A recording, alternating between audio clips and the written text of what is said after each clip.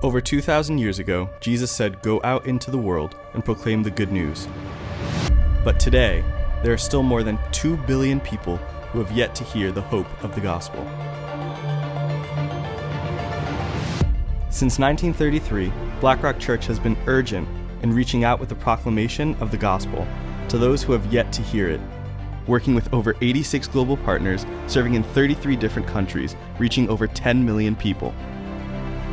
Today, we are most active in the 1040 window, the rectangular area of North Africa, the Middle East, and Asia, home to some of the largest unreached people groups, forbidden to hear the gospel. So we will remain steadfast with Jesus' proclamation until all have heard the gospel.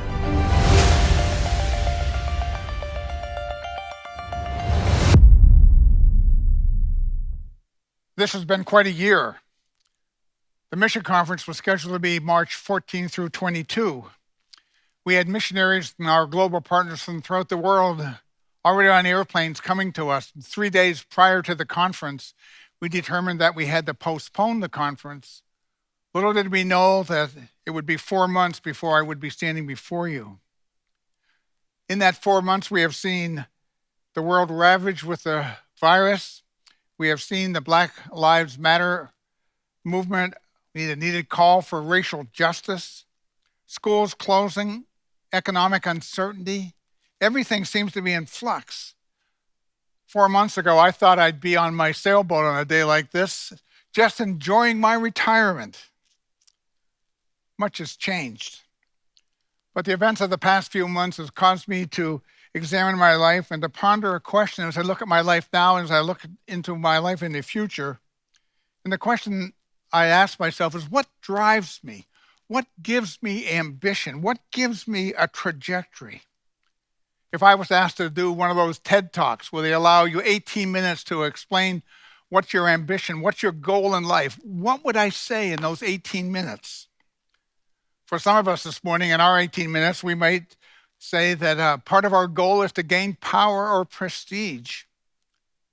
Alexander the Great, after conquering all the known world, is said to have said, while he was in India, "A great lament, but I have no worlds to conquer." Or maybe your TED Talk would be a desire for social justice, and you think of Martin Luther King's talk, "I Have a Dream." Or maybe you'd think of Congressman John Lewis and say, well, I want to emulate my great desire for racial justice and social equality in our country. Or maybe you would say, well, my goal in my TED Talk would be to gain wealth. Maybe you think of John D. Rockefeller, the richest man at that time in the world, and was asked how much money is enough. He responded, just a little bit more. For many of us, I think our TED Talk might be just a desire, a hope to return to a normal world, our normal environment. Or maybe that simply our families would not get the COVID virus. Today, I invite you to look back 2,000 years and ponder what the Apostle Paul might have placed in his TED Talk. If he had 18 minutes to address the entire world, what would he say? What drove him? What compelled him? Bill Barker and I just finished a class entitled Radical Paul, an ownership class. And one thing you can say about Paul is he was a radical personality. He had a radical personality. He had direction. He had ambition. The book of Acts records for us what we call 3 missionary journeys. As he leaves on his first one from Antioch, he travels 1,400 miles before returning to Jerusalem. His second journey, he travels 2,800 miles. In his third missionary journey, he travels 2,700 miles. So in those 3 missionary journeys, he travels over 6,900 miles. It is 2,789 miles from New York to Los Angeles. So it would be similar of him traveling from New York to LA and then back to New York. And never once does he call an Uber for a ride. And these 3 extended missionary journeys, these 3 colossal trips were not easy. He records for us in the 2nd Corinthians, the 11th chapter, verse 24. 5 times I received from the Jews 40 lashes minus 1. 3 times I have been beaten by rods. Once I was stoned. 3 times I have been shipwrecked. I spent a day and a night in the open sea. I've been constantly on the move. I've been in danger from rivers, in danger from bandits, in danger from my own countrymen. On and on, Paul goes. He's had this dramatic encounter with Christ as recorded in Acts, the 9th chapter. That becomes the bedrock of what he's doing, but he has this ambition, this goal to travel throughout the then Roman Empire and to establish churches. Why was he driven? Why was he driven to go to odd places? He gives us the answer to that in the end of Romans. He writes to the church at Rome, although he's not been to Rome, he's on his way to Rome. He hopes it's during his second missionary journey. He writes this letter from Corinth. If you follow the timeline, he will get to Rome, but not of his own volition. He'll be taken there by Roman authorities and under the threat of being executed. In the end of Romans, however, he writes in the 15th chapter, verse 20, "It has always been my ambition to preach the gospel where Christ has not been known, so I will not be building on someone else's foundation." Paul goes on to cite a passage in the Old Testament taken from Isaiah, the 52nd chapter, verse 15. These words were written 700 years before Paul recalls them. And so Isaiah writes, "Those who were not told about him will see, and those who have not heard will understand." Paul goes on in the remainder of the chapter to talk about his ambition, his goal, his head point, if I can use that term. He is going to go to Rome. But that's not his ultimate goal. It's only a waypoint. Verse 24 gives us the clue as to what drives him. "I plan to do so, that's visit you when I go to Spain.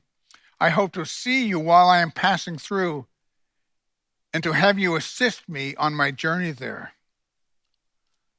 So why is it important for Paul to go to Spain? Why is this one of the compelling things in his life? Simply because there is no church in Spain. There is no proclamation of the gospel, the good news in the context of the people in Spain. There is no church. I want to ask you a second question this morning. When did you first hear the gospel? If you are a Christ follower here this morning, when did you understand and accept Christ into your life? Who told you about Jesus? For some of us, it was probably our parents if we grew up in a home where our parents were Christians.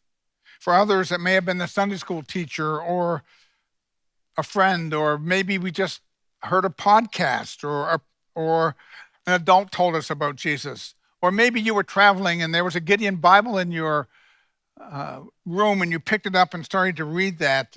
Or maybe you heard about Jesus on a radio or on a TV ad or through an app that you have in your phone. Or maybe there was a wind just blowing down where you were standing on the railroad station waiting for a train, and you picked up a piece of paper. We call it a tract, and you started to read that and you became a Christian.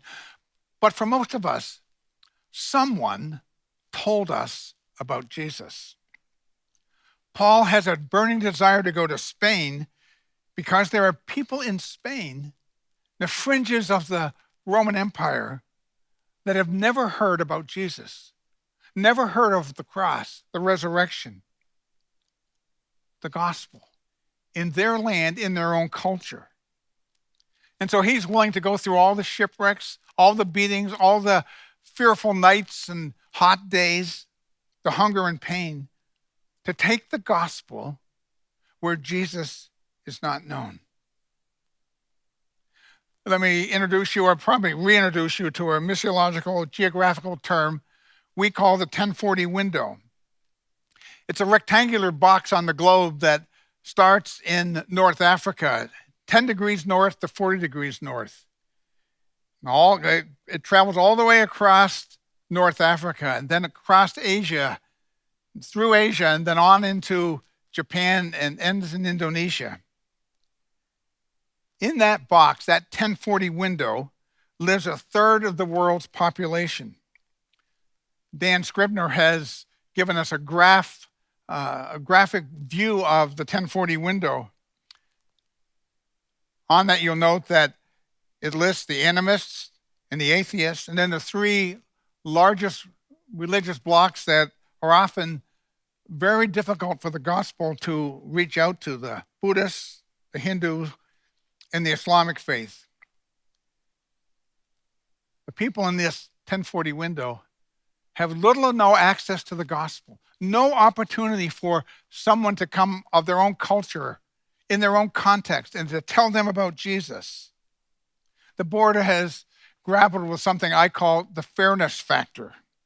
The fairness factor simply is this: is it fair that over 2 billion people, almost a third of the 7.1 billion people who live or are alive today, just because of where they were born, to have no or little access to the gospel? Your Board of Missions has grappled with the 1040 window and with the fairness factor, and they've established 4 strategic goals, 4 priorities for our missions program here at the church. The first is to take the gospel to those who have the least access to the gospel. The second is to take the gospel to the poorest of the poor. The third is to take the gospel to people that are powerless and often exploited. And the fourth is to take the gospel to our local university students and to the children and families at risk in our community. We don't have time today to delve into all 4 of the priorities, but the first priority is first for a reason. And that is that we think that's the heart and soul of what the gospel is all about. It is Paul's driving force, and ought to be the driving force of our mission conferences and our missions program into our future. To take the gospel to people that have little or no access to that gospel. This past year, God gave Susan and me our 6th and 7th grandchild. Eliza Vales and Kayla Fullerton were joined Elijah Grant and Silas and Linnea Connect in Nora Fullerton. Because Eliza and Kayla were born to Christian parents, if God gives those little girls long life, they will hear the gospel several times. Their parents will tell them about Jesus. They can go to a Christian church. They can be involved in the kids program. When we become adolescents, they can go to a youth program. They can hear about Jesus on the radio or through a podcast or through a friend.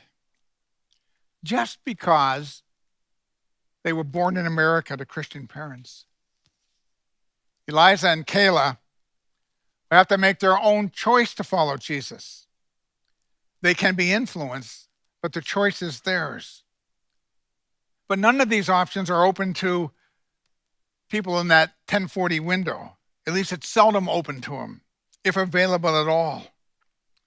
We are told that 138 million children will be born this next year, 2020, in the 1040 window. And is it fair that those children have no opportunity to hear the gospel in their own culture, in their own language? I've been a pastor for 45 years. Most of the time, I've been a missions pastor. I've served in 2 great churches, College Church in Wheaton, Illinois, and my greatest thrill right here at Black Rock Church. I visited 39 different countries. I've led between 40 and 45 stamp trips. But there is one image that is indelibly printed on my mind. It took place in northern Sudan. Actually, it was the southern part of Sudan, the northern part of the southern part. And I was there when there was a great rebellion between the north and the south. It's the place where Vicky Beattie, where the women heard of her involvement this past Saturday. But the thing that's on my mind is a picture of a telephone pole. There's one telephone pole that's blazingly hot. There's no shade. We're out kind of in a desert situation. We brought food with World Relief, a humanitarian organization, and we brought a truckload of food. But on this one day, in the Sudan, on this telephone pole, there's a cast of a shadow, the only shadow in the entire environment. And as I look at that, I see that there are 16 women standing along that shadow. I know because I counted them. But what's amazing to me is as I look at those women, I realize that every one of them is holding a baby, an infant. But what's so amazing to me is that the infants, every one of them, has either red or yellow hair. And the faces are all black. So I turn to one of the health workers and I say, why are all those babies, why do they have yellow or red hair? And she says to me, Larry, every one of those babies is a product of hunger. They are malnourished. Their mothers have not eaten for so many days that their breasts can no longer give milk. And each one of those babies, if they're not taken to an IV intensive care unit or they're not given an IV transfusion, they have 2 weeks to live. They are going to starve to death.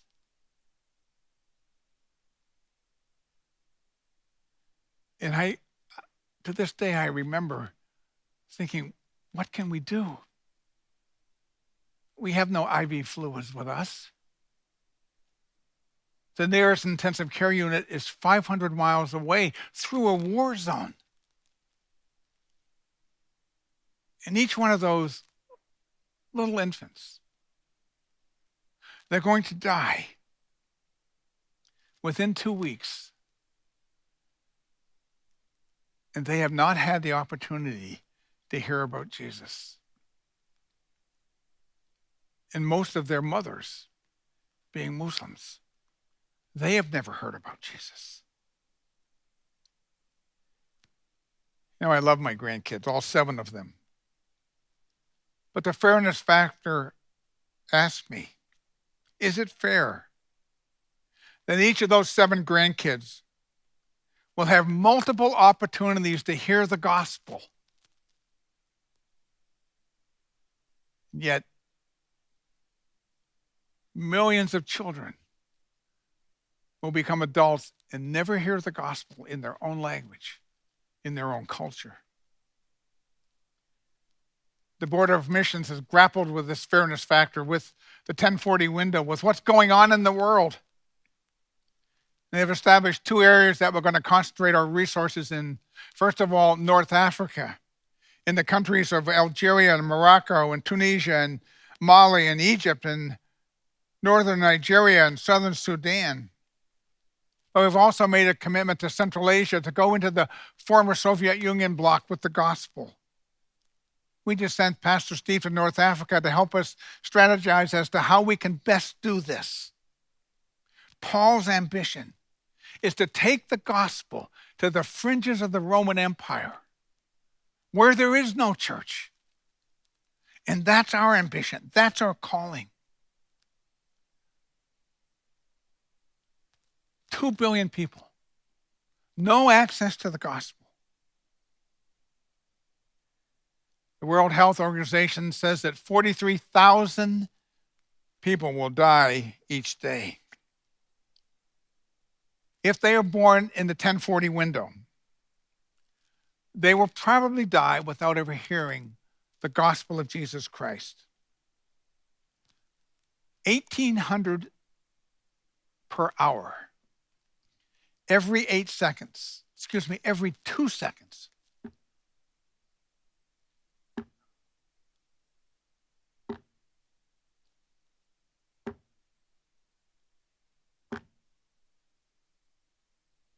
a child can die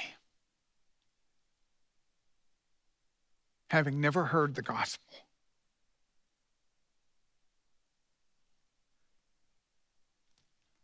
The fairness factor. Well, you may ask, why doesn't God do something about this? Why doesn't he act? Well, he has. God has acted. He sent his son.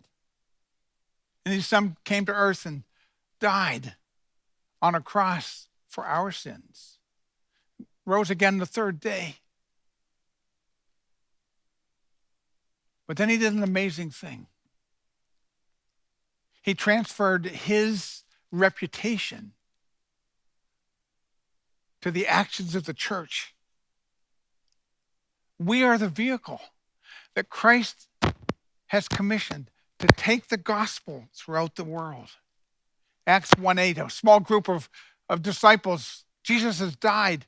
He's risen from the dead, but they still don't know what's going on. In Acts 1:8, Jesus comes to them and says to them, but you will receive power when the Holy Spirit comes upon you, and you will be my witnesses in Jerusalem, Judea, Samaria. But it doesn't stop there. He says to this small group of people, to the ends of the earth. Paul's desire to go to Spain is his desire to give people hope. You and I have the privilege of being part of what God's doing in the world. As we concentrate on the 1040 window, the people with least access to the gospel. But I have great news. We are the first generation that has the technology and the means to reach into all of the 1040 window. I have in my hand an iPhone. You probably have one like this. You know when Steve Jobs presented this to the population in America? June 27, 2007. I know that's a date because I asked Siri on my phone, when did Steve Jobs present the iPhone to the population, to the public? Matter of fact, I didn't believe it. I had to look it up 2 or 3 times. It's only been 13 years that we've had the iPhone. And look how it's changed things. And now we have devices on the internet and satellite TV and all kinds of means to reach into North Africa and to reach into India, to reach those people who have never heard the gospel before. A little over a year ago, I was leading a stamp trip into Nigeria to work with 2 of our missionaries, Peter and Miriam Fretheim. In the course of that stamp team, I met a missionary not from our church, and he showed me this little gadget.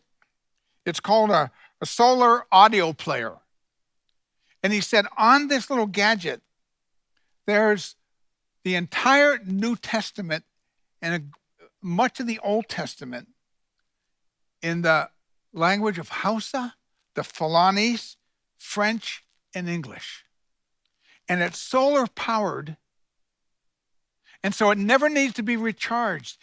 And the people and the missionaries and the people in Nigeria are given this scores of these to people, Fulanis, Muslims, people that are traders, nomads, kind of travel around, but they can take the Bible with them. And maybe one day they show them how to use it. One day they'll flick it and hear about Jesus. The missionary sold it to me for $20. He said, well, only for $20 you can buy 3, but for one it costs you $20. You're a rich American. Give me $20. No, you'll donate 2 other ones to missionaries or the local church. What a great opportunity. The progress of the gospel has been staggering. There's great news about what God is doing in the world, even in the last century. In 1900, 54.6% of the world's population had never heard about Jesus. 54.6%. 120 years later, that number has dropped to 29.2%. The number of people has gone from half the world's population to a third of the population. That's remarkable progress. David Greason, in a book, A Wind in the House of Islam, has documented that in the past 20 years, more Muslims have come to Christ than in the 1400 years before that. In the last 20 years, more Muslims have come to Christ than in the previous 1400 years. There is great hope if we are diligent. I close with one of my favorite stories. It's about a revivalist preacher. His name is Billy Sunday. He was quite a character, and one day, as he was speaking on sin, he really got wound up. And he said this, "Listen, I am against sin. I will kick it as long as I have a foot. I will fight it as long as I have a fist. I will butt it as long as I have a head. I will bite it as long as I have a tooth. And when I am old and fistless, footless, toothless, I'll gum it to death till I go home to glory and it goes home to perdition."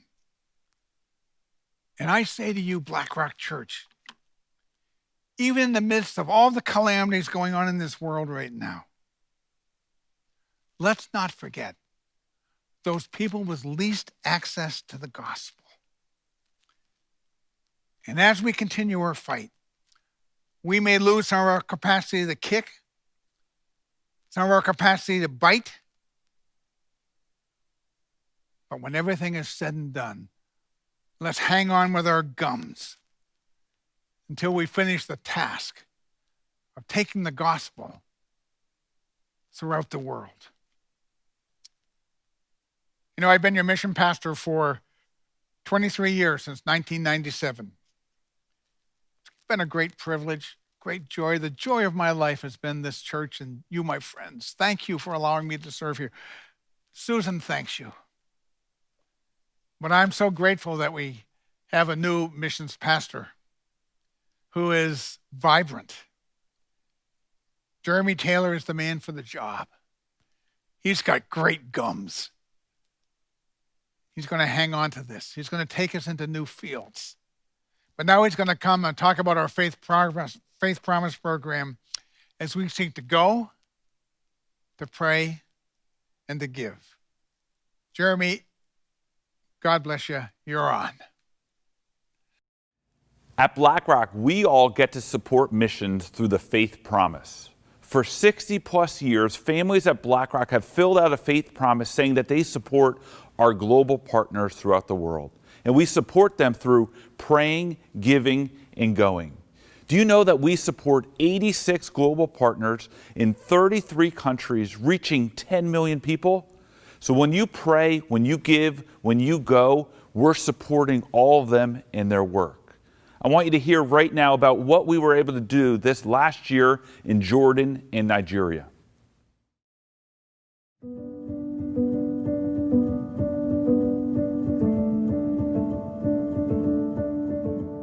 At the beginning, when the first Syrian came to Jordan, the main concerns they had, like, this is a new country, we don't know anything, we left our homes, all our stuff back there. So they were about survival, like they didn't have anything and they just want to live their lives. We thought education was the key. Because of the war, we were left with a gap of 5 years, no education for Syrians. The kids grow up physically, but educationally, they're still on the same level. So we started to do what we call clubs, educational clubs.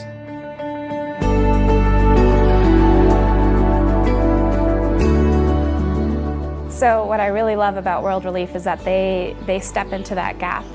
Even though these kids aren't able to get a great education, they walk right in and they do intervene of wanting to educate these kids, not only in Arabic, but also in English. بعطي الأطفال من عمر 5 سنوات لعمر 12 سنة. Having proficiency in English allows them to pass a test, which allows them to study outside of the country. So going to universities in other countries, speaking English, it allows them opportunities to work abroad and to potentially start a life in a more stable economic situation. So just a better future. They are from 5-year-olds, they're taking the English classes, and we have even up to 65-year-olds. They have the classes. They are passionate about learning the English language. American come here, it's a good teacher for language English. I'm so happy for I'm talking English because it's something so good for me. حبيته لأنه بيعلمني الإنجليزي وفيني يعني إذا تعلمت أدرس الأطفال أو أطلع على بلاد أخرى.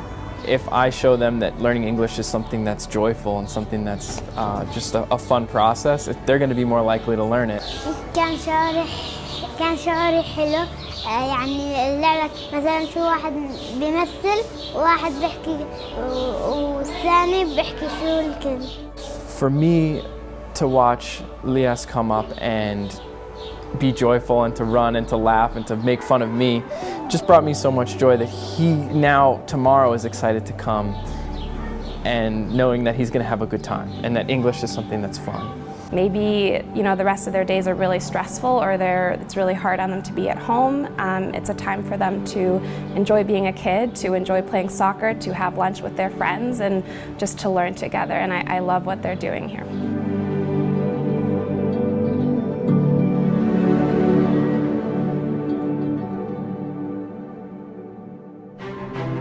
On one of our last stamp trips to Nigeria, our team encountered a problem.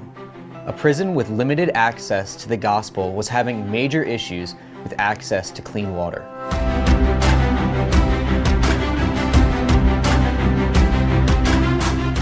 The crumbling infrastructure and damaged holding tanks were unrepairable. After many talks with the warden and much prayer, we made a decision. Blackrock Church, through our Faith Promise Giving, decided to build a new well, install new piping, and greatly expand stored water capacity with 2 new holding tanks.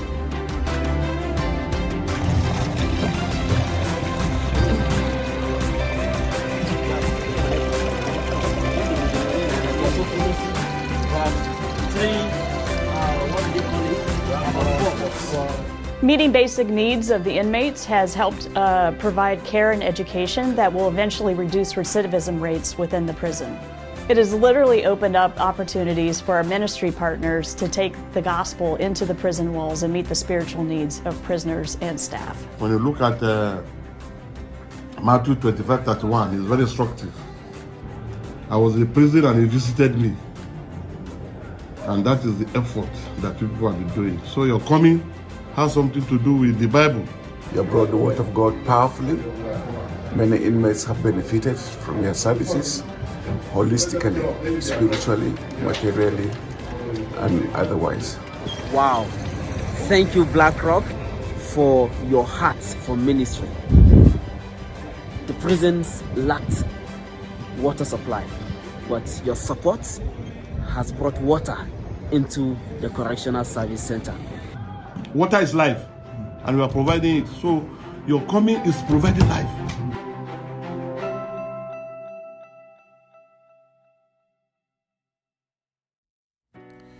Church, these 2 stories are just a small fraction of all the amazing things that we are doing to impact the world for Jesus. We get to play a part in missions by you signing up to pray and to give.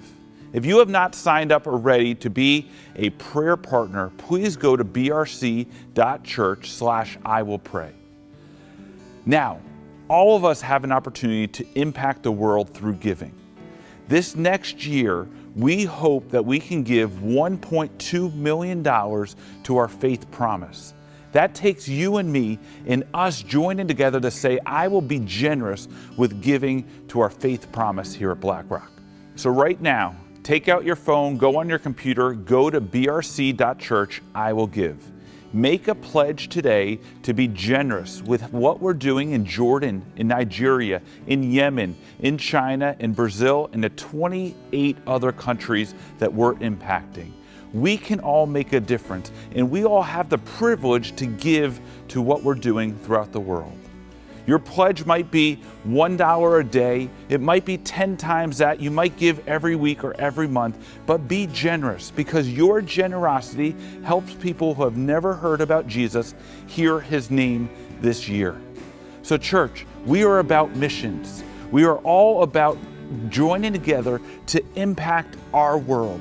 So please submit a pledge today to say, I will give generously to what we're doing. Go to brc.church, I will give right now. And when you do that, you know that your giving will impact the world for Jesus. There's nothing better that we can be generous to than being generous to bringing Jesus to our world. Hey, thank you so much for being a part of our church and being a part of our missions conference this year. It looked very different. It was different for all of us, including myself. But we all get to be a part of what we're doing by praying and giving. So support us, support what we're doing, and know that you personally are making a difference for Jesus in the world. Have a great week.